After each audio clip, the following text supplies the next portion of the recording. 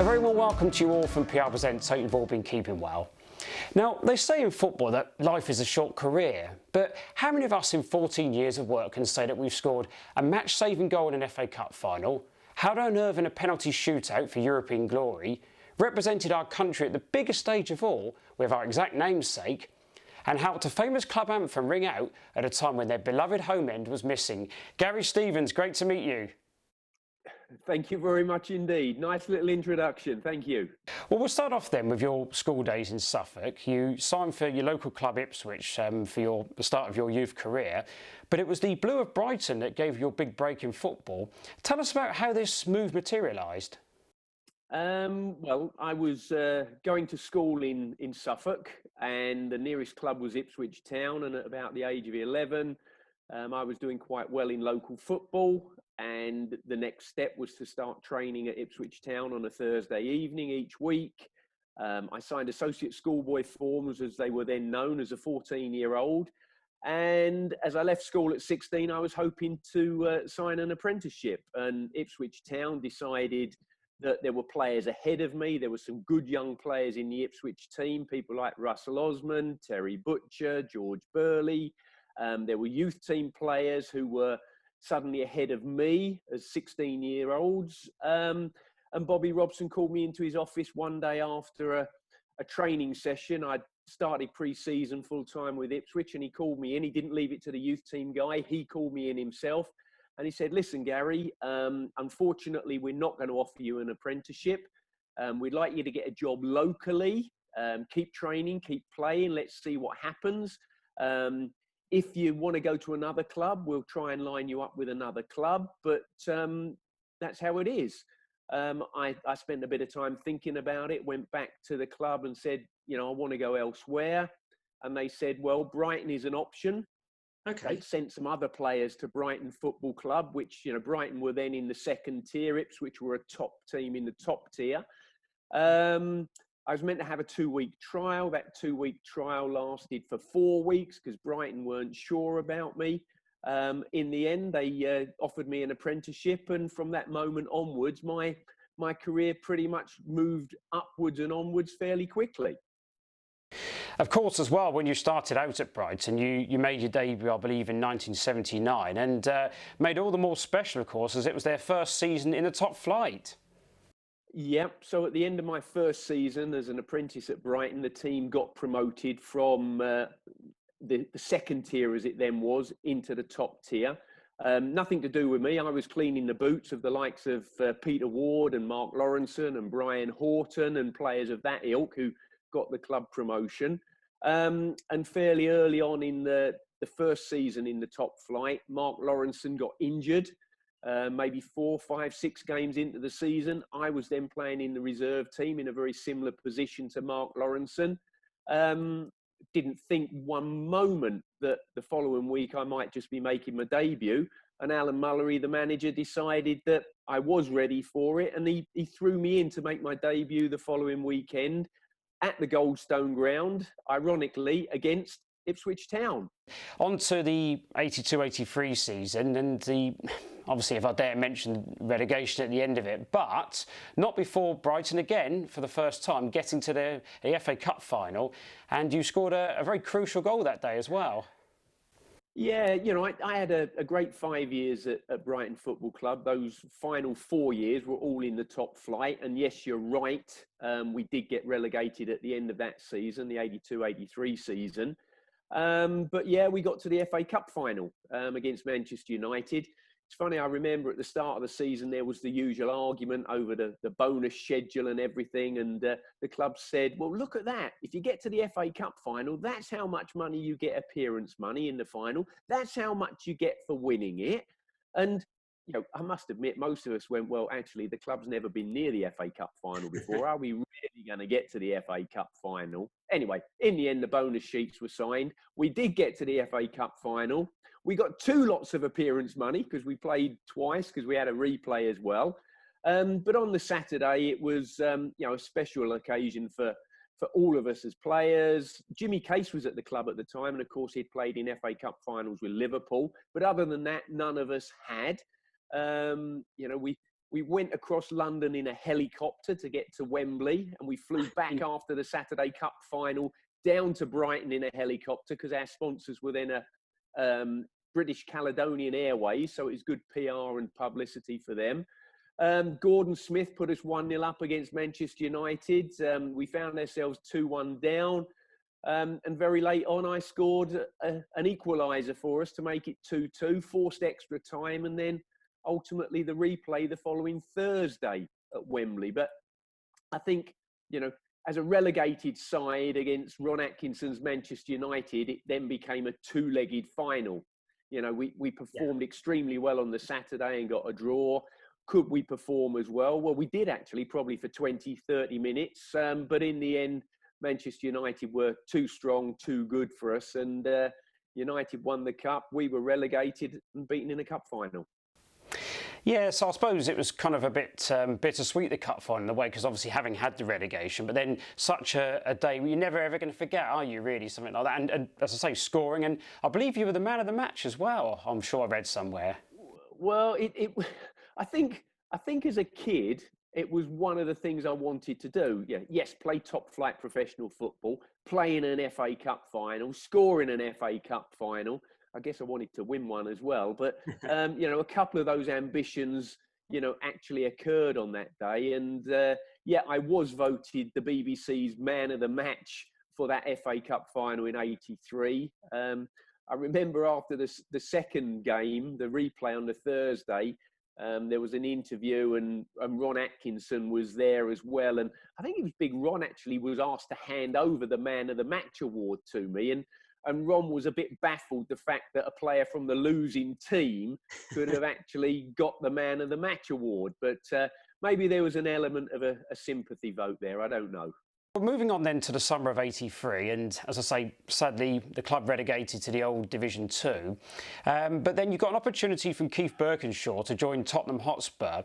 How big was that at the time I suppose how difficult was that at the time to not only put the pain of the previous season to one side, but also stepping up to somewhere with great expectations, a club the size of Tottenham? Well, I'd actually gone home to Suffolk to see my mum and dad, spend a little bit of time with them, and the phone rang at my mum and dad's house, and it was Jimmy Melia, the then Brighton manager, who wanted to speak to me, and he told me that Brighton agreed to sell me to Tottenham. Did I want to go? And I'll be honest with you, I was a bit upset and a bit annoyed about it because, number one, they've agreed to sell me and I know nothing about it. And number two, I was part of that Brighton team that got us relegated. And my feeling was that I was very happy to stay at Brighton. I felt it was my duty to try and gain promotion back into the top flight as quickly as possible. Yeah.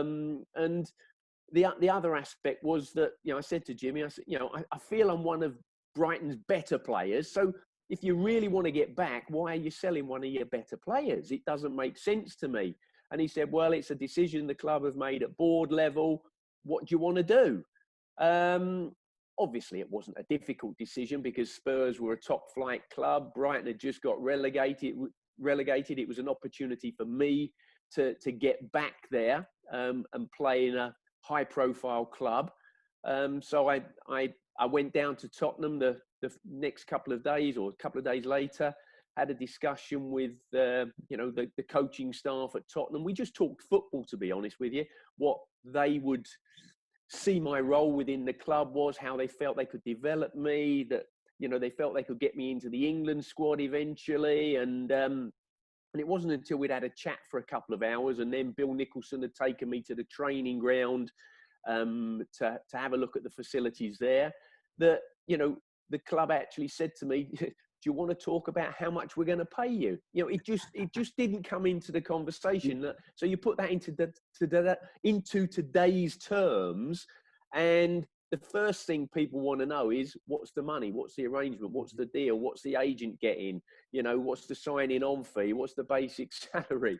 But back then it just wasn't. It wasn't that. That wasn't the driver. The driver was the football and the career. Well, of course, in your first season at Tottenham, you would have been part of one of the greatest nights that White Hart Lane saw when Anderlecht were defeated on penalties to win the UEFA Cup, and with yourself scoring one of the crucial spot kicks as well. Is it as nerve-wracking in that situation as people think? Well, we'd all practiced them, and obviously back then the UEFA Cup, all the rounds were over 2 legs, so each round could have gone to penalties. And okay, in the first round we won something like about 13-0 on aggregate against a team from Ireland, which was a team called Drogheda. But we played some top sides. We played Feyenoord with Johan Cruyff. We played Bayern Munich. We played Hajduk Split, for example. And each round we prepared in case it went to penalties, and it never did. And Keith Birkinshaw had suggested to me that maybe I should take one because I technically struck the ball quite well. And actually, yeah, so come the final, I'm volunteering to take a penalty because it never goes to penalties.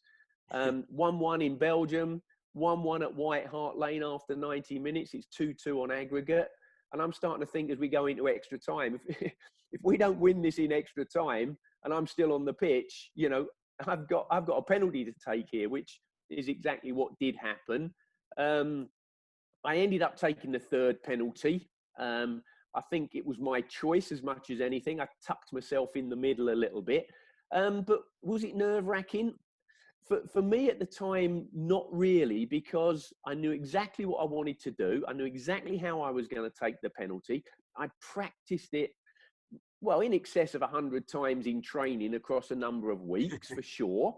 And the only thing that I could do anything about in that penalty shootout was score my penalty. That was it.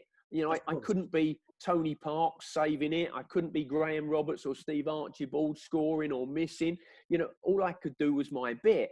And the way I knew I could do my bit was not to change my mind as I walked up to the penalty spot to take it, because I'd rehearsed it hundreds of times, as I told you.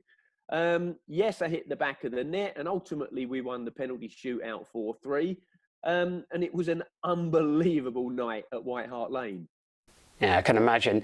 Well, in 1984, again carried on being a big year for yourself, because later that year, Sir Bobby Robson, the then England manager, ironically, who released you as a kid at Ipswich, gave you your first England cap, I believe. Tell us about how that happened. Well, I guess I'd been knocking on the door of England for a little while because I've been playing England under 21s. In actual fact, in 84, I was part of the England under 21s that won the UEFA under 21 championship. We beat Spain in a 2-legged final. I played in the first leg in Spain, couldn't play in the second leg against Spain in England because literally the night before I was playing for Spurs against Anderlecht in the UEFA Cup. So that period of time was amazing for me. I just played in an FA Cup final. I'd moved to Tottenham. I just won the UEFA Cup with Spurs. I was in the European under 21 championship final. And then in 84, after that UEFA Cup final, I went to South America with the England squad, which was to start to prepare for, 2 years later and hopefully qualifying for the World Cup in Mexico. It was, I don't know, I guess one of those special moments from my perspective, always wanting to play for my country. And back then, you didn't get a call to your mobile number because we didn't have mobiles, and it wasn't the England manager. So basically the club are informed and the club would tell you. So one morning in training, all the players were pulled in by Keith Birkinshaw and Peter Shreeves, and they announced who had been selected for various England squads. And congratulations, Gary Stevens, you're in your first England squad. Special times, to be honest with you. And my debut was when I finally got on the park, was at Wembley in a World Cup qualifier against Finland. I think we won 4-0. Well, I came on as a sub at right back for Mike Duxbury, who went off at half-time with a slight injury. So it was a pretty good introduction, to be honest with you, and a wonderful occasion for me. Well, then your 6th and 7th England caps came in the World Cup finals themselves at Mexico '86. And, I mentioned then about your namesake, of course, the other Gary Stevens, and you're both playing in defence as well. But for the quarter-final match against Argentina, you were sitting obviously by the side of the bench for that one. I have to ask about this. What was the feeling like to see that goal by Maradona and then that goal by Maradona? Was there a feeling of, did both those goals really just happen for very, very different reasons? Well, if I go back to the game prior, which was we beat Paraguay, I came on as a second half substitute for Peter Reid. And I think it's the only time ever in my football career that as I ran on, I had to pinch myself because it just seemed a little bit surreal. You know, the Azteca Stadium, over 100,000 people there. It's going around the world. And I'll be honest with you, I was hoping to be in the starting 11 for the game against Argentina. In the end, Bobby Robson went with Peter Reid, who was fit again. I'm on the bench because Bobby Robson knows that he can play me in different positions. Of course. Those goals, the Maradona goals, you know, the hand of God goal, you know, I'm probably 80 yards away from where it happens, sat on the bench, which was a dugout. You were really low. Your face was kind of pitch level and you know, you were a long way away from it. But as Maradona kind of drove into the penalty area, tried to play a 1-2 with a teammate who miscontrolled it, and Steve Hodge, is he going to clear it? And he almost tries to loop it back to Peter Shilton. And we're all going, come on, Shilts, come and deal with that. And as he goes to deal with it, Maradona jumps with him and it goes past him and in the back of the net. We truly, from the dugout, we didn't know what had happened. And then all the players are chasing the officials saying, come on, it's handball, referee. So we've all then gone, well, something was clearly wrong. Now the lads are saying it's a handball. It must be a handball. And, you know, clearly it showed in replays, but no VAR in those days. So that was the first one. The second one was just a wonder goal, really, from Maradona. You know, he's picked the ball up in his own half. He's spun away from Peter Reid, from Stevie Hodge, from Peter Beardsley.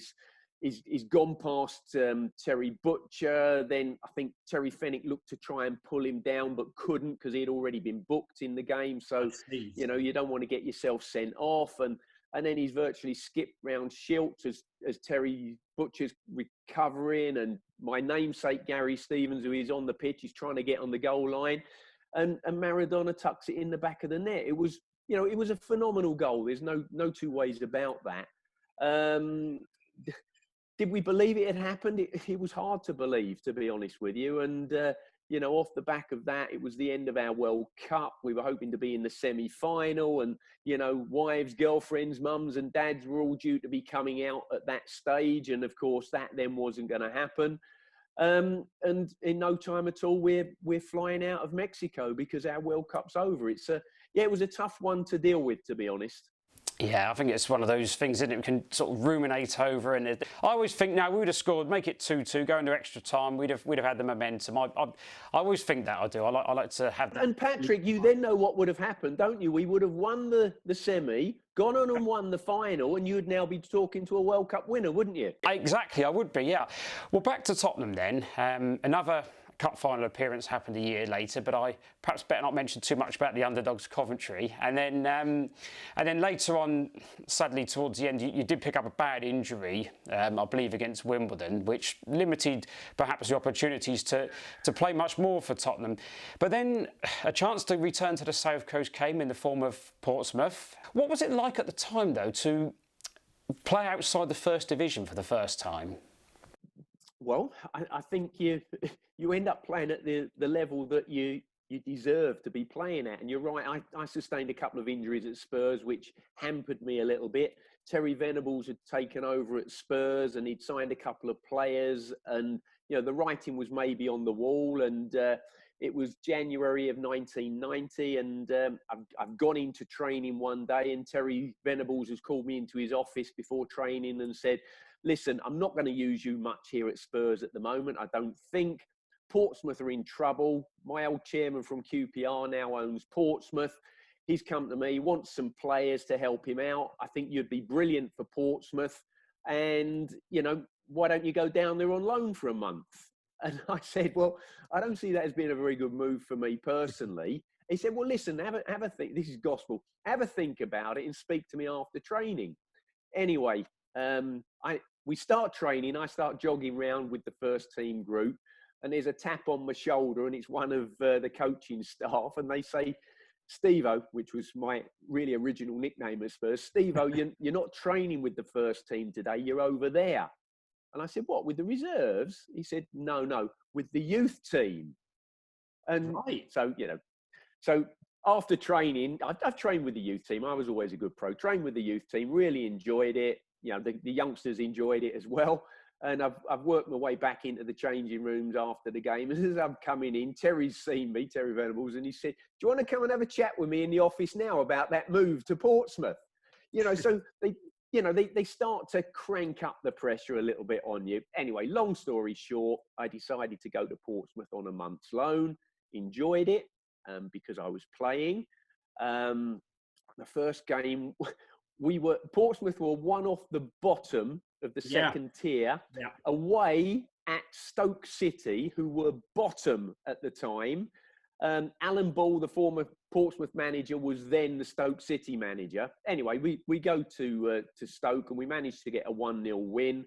And I enjoyed the month there. And at the end of the month, Frank Burrows, who was the manager at Portsmouth at the time, said, can we keep you for another month? We'd like you to stay for another month. And by which time I'm now assessing the squad. There's some good players there. There's the likes of Kit Simons coming through, Andy Orford coming through, a very young Darren Anderton coming through. Yeah. There was also some good senior players like Mark Chamberlain, Steve Wigley.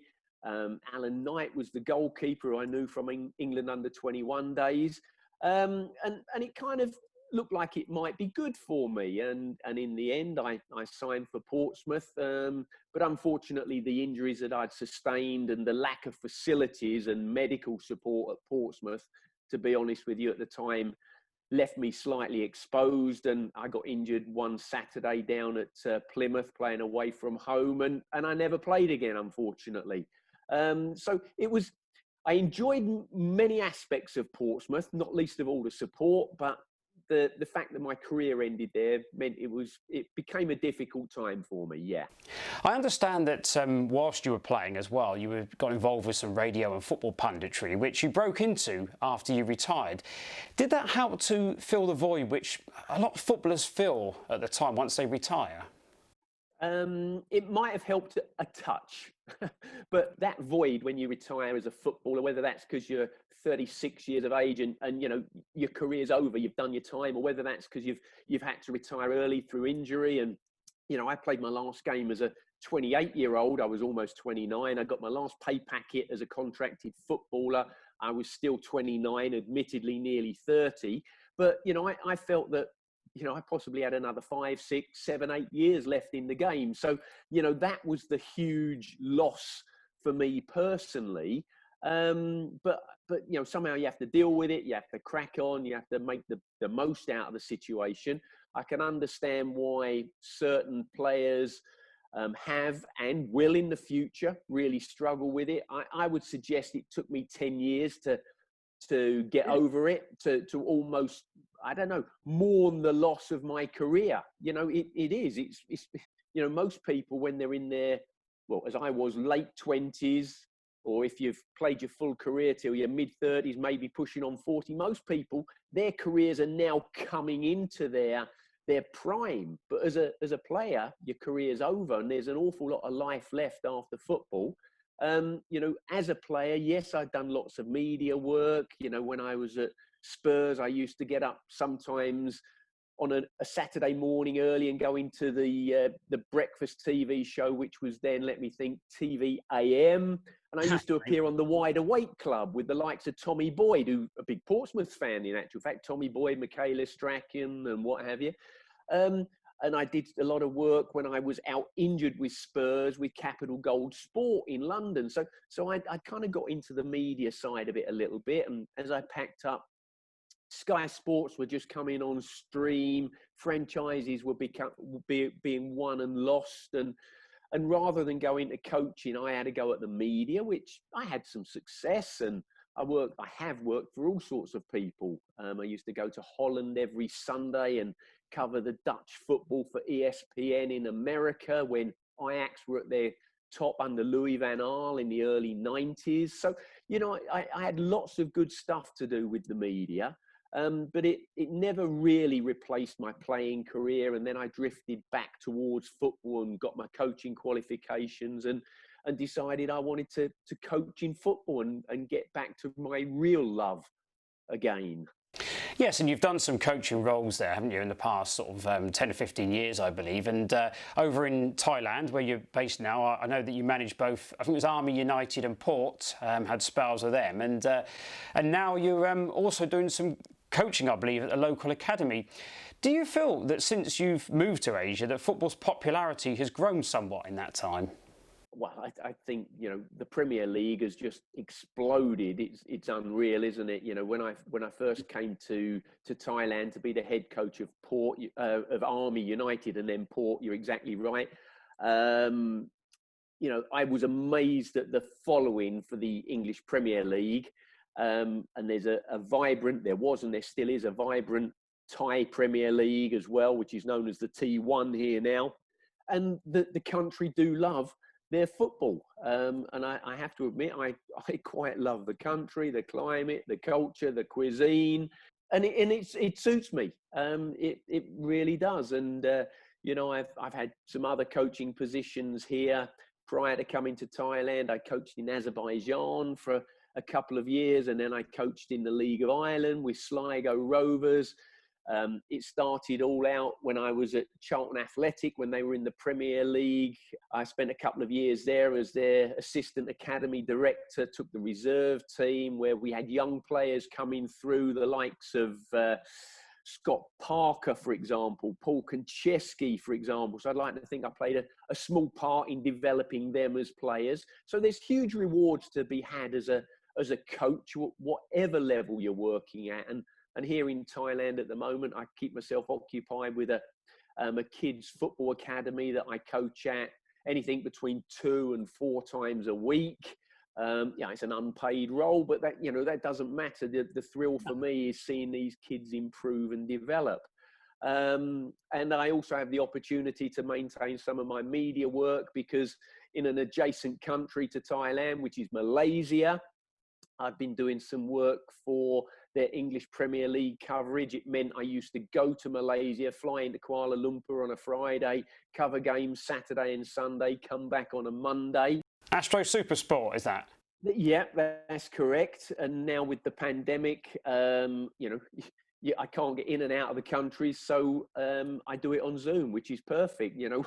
When I've finished at say 3 or 4 o'clock in the morning, because that's a big thing. An 8 o'clock kickoff in England, add 7 hours for Thailand. You're kicking off at 3 o'clock in the morning. You're finishing at 5 o'clock in the morning. The wrap down show. I'm getting to bed when I should be really getting up to have breakfast, to be honest with you. So it's a bit like a shift worker, but again, the buzz is there. And I consider myself a lucky guy. I described myself recently as one of the most fortunate ex-players in the world. And I truly believe that because of my lifestyle, the benefits that I have with where I live now, the work I do, etc., etc. And that's all come off the back of what I would consider a fantastic career personally in the game of football. Well, Gary, it's been wonderful to meet yourself today and hear all about your football journey and how you've broken into media and coaching. And great to see you so happy over in Thailand. You're looking very well. Well, that's it for today. So please take care of yourselves out there and tune in again soon for more PL Presents.